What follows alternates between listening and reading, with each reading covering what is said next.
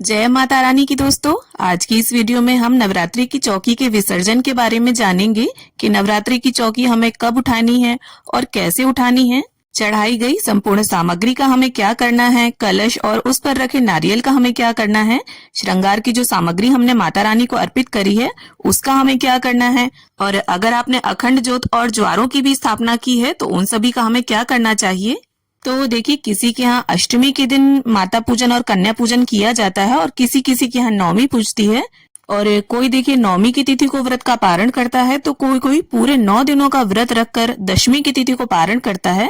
तो देखिए, कन्या पूजन माता पूजन आप कभी भी करें, व्रत का पारण कभी भी करें, लेकिन जो चौकी है नवरात्रि की वो हमेशा दशमी की तिथि पर ही उठानी चाहिए, क्योंकि नवरात्रि में हम पूरे 9 दिनों के लिए माता को विराजमान करते हैं। तो देखिए, दशमी की तिथि पर सुबह सवेरे स्नान आदि कर लें और इसके बाद सबसे पहले हाथ जोड़कर माता रानी से अनुमति लें चौकी को हटाने के लिए, और उनसे प्रार्थना करें कि हे माँ, मैंने 9 दिनों के लिए आपकी स्थापना की थी और इन 9 दिनों के अंदर मुझसे या मेरे परिवार के किसी भी सदस्य से पूजा अर्चना में किसी भी तरह की कोई कमी रह गई हो तो कृपा करके अपना बालक समझकर हमें क्षमा करें। अब देखिए, शुरुआत करती हूँ मैं माता रानी को चढ़ाई गई सुहाग सामग्री से। तो देखिए, जिस भी भावना से आपने माता को सामग्री चढ़ाई है, जैसे अगर कुछ चीजें आपने एक एक एक्स्ट्रा रखकर चढ़ाई हैं अपने लिए प्रसाद स्वरूप लेने के लिए, तो आप उन्हें ले सकते हैं। बाकी अगर माता रानी के नाम से आपने निकाला सुहाग का सामान, तो उस सामान पर आपका कोई अधिकार नहीं है, आपको उसे दान करना होगा। जैसे मैंने यहाँ एक सिंदूर की डिब्बी और एक बिंदी का पत्ता एक्स्ट्रा रखा था और इसी से मैंने माता रानी को सिंदूर और बिंदी अर्पित की थी, तो इन दोनों वस्तुओं को माता रानी का प्रसाद समझकर मैं रख लूंगी। और बाकी जो माता रानी को चढ़ाई गई सुहाग की सामग्री है उसे आप पंडिताइन को दे सकते हैं या अपने से बड़ी किसी भी महिला को जिसके आप पैर छूते हो उन्हें दान दे सकते हैं।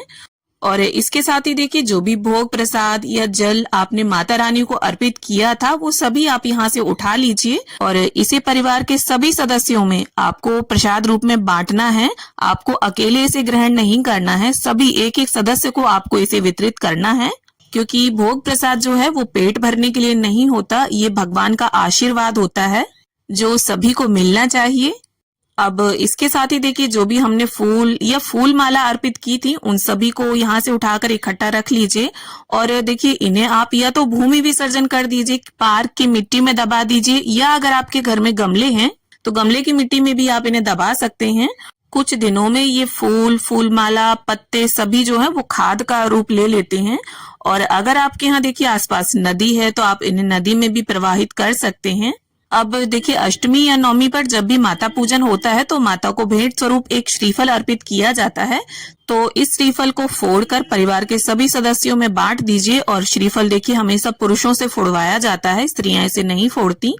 और ये जो दक्षिणा हमने श्रीफल के ऊपर रखी थी इसे आपको दान कर देना है। अब देखिए, अगर आपने ज्वारे बोए थे तो अगर आपके यहाँ नदी प्रवाह की व्यवस्था है तो आप उन्हें प्रवाहित कर दें नदी में, और अगर व्यवस्था ना हो तो देखिए बहुत से लोग आजकल क्या करते हैं, ज्वारों का जो जूस है उसे बनाकर प्रसाद के रूप में सभी लोग ग्रहण कर लेते हैं। तो अगर आप ऐसा करना चाहें तो ऐसा भी कर सकते हैं, और ऐसा करने से ज्वारे जो है वो नष्ट भी नहीं होते और किसी भी गलत जगह पर उनका विसर्जन नहीं होता। ज्वारों को विसर्जित करने से पहले थोड़े से ज्वारे आप तोड़कर अपनी अलमारी में या लॉकर में जरूर रख लीजिए माता का प्रसाद समझकर। अब जो गणपति जी हमने स्थापित किए थे, तो अगर आपने मंदिर के गणपति जी की स्थापना की थी तो उन्हें उठाकर यथास्थान रख दीजिए, और अगर सुपारी के रूप में भी गणपति जी की स्थापना की थी तो इनका भी आपको विसर्जन नहीं करना है, इन्हें आप अपने मंदिर में ही रख लीजिए। अब अगर आपने अखंड ज्योत स्थापित की थी तो इसमें आपको और घी या तेल नहीं डालना है, जितना भी ये जलेगी इसे जलने देना है आपको, इसे बुझाना नहीं है, कभी भी किसी दिए को बुझाया नहीं जाता। अब देखिए, हमें क्या करना है, अपने सीधे हाथ में पुष्प और अक्षत लेकर जो हमने कलश स्थापित किया था और सभी देवी देवताओं का आवाहन किया था उनसे ऐसी प्रार्थना करना है, ऐसी विनती कर लेनी है कि आप सभी यहाँ 9 दिन विराजमान रहे, हमारी पूजा अर्चना आपने स्वीकार की, इसके लिए आप सभी का कोटि कोटि धन्यवाद। अब आप सभी अपने अपने लोग अपने अपने स्थान को प्रस्थान करें, और ऐसा बोलकर आपको कलश को थोड़ा आगे की ओर हिला देना है और अब इसके बाद देखिए हमें क्या करना है, कलश के ऊपर जो हमने नारियल स्थापित किया था, इसका ये जो ऊपर का कलावा है इसे आप खोल लीजिए और इस कलावे को अगर आप चाहें तो विसर्जित भी कर सकते हैं और अगर आप चाहें तो इसे रक्षा सूत्र के रूप में अपने बच्चों के हाथों में भी बांध सकते हैं। अब ये जो चुनरी या कपड़ा जो भी आपने लपेटा हो, तो अगर आपने 1.25 मीटर कपड़ा लपेटा था तो उसे दान भी कर सकते हैं और अगर चुनरी लपेटी थी तो इसे अपनी गाड़ी में भी आप बांध सकते हैं। और देखिए कलश के ऊपर जो नारियल हम स्थापित करते हैं तो बहुत से लोग ये सोचते हैं कि इसमें हमने सभी देवी देवताओं का आवाहन किया था तो इसे हमें फोड़कर नहीं खाना चाहिए, इसे विसर्जित कर देते हैं। और बहुत से लोग ऐसा सोचते हैं कि देवी देवता तो अपने स्थान को चले गए, अब ये उनका प्रसाद स्वरूप है तो इसे सभी लोग ग्रहण कर सकते हैं। तो आपके यहाँ जिस भी परंपरा का अनुसरण किया जाता हो आप वैसा करें। तो अब चलिए मैं आपको बता देती हूँ कि कलश के अंदर के जल का हमें क्या करना है। तो ये जो जल है बहुत ही प्रभावशाली और बहुत ही पवित्र जल है।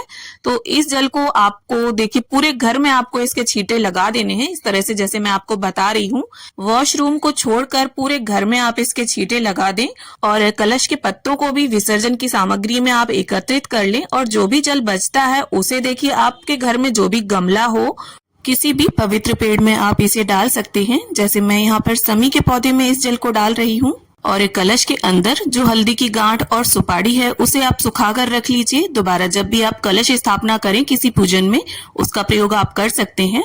और इस सिक्के को आप अपने घर की तिजोरी या जहां पर भी आप अपने पैसे को इकट्ठा करके रखते हैं वहां पर रख लीजिए। ये सिक्का जहां पर होगा वहां धन की किसी भी तरह की कोई कमी नहीं होगी। अब चलिए माता रानी का मैं आपको बता दूं कि अगर आपने मिट्टी की माता रानी की मूर्ति स्थापित की थी तो आपको उनका विसर्जन करना होगा, क्योंकि देखिए मिट्टी की जो मूर्ति होती है उसका खंडित होने का डर होता है। और अगर आपने फोटो स्थापित की थी तो आप बकायदा उन्हें यथास्थान अपने मंदिर में रख लीजिए।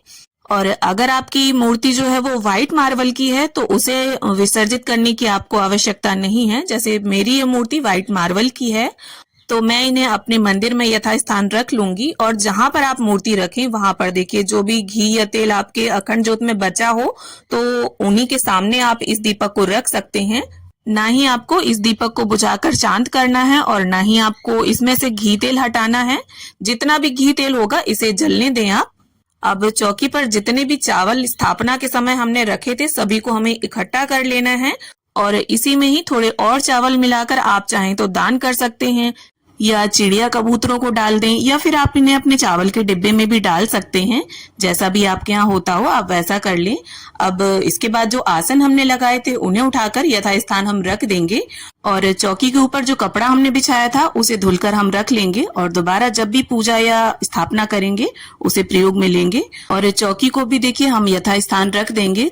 तो उम्मीद करती हूँ नवरात्रि चौकी विसर्जन की ये वीडियो आप सभी के लिए यूजफुल रहे। वीडियो अगर अच्छी लगे तो इसे लाइक करें और इसी तरह के वीडियोस देखने के लिए मेरे चैनल को सब्सक्राइब कर लें।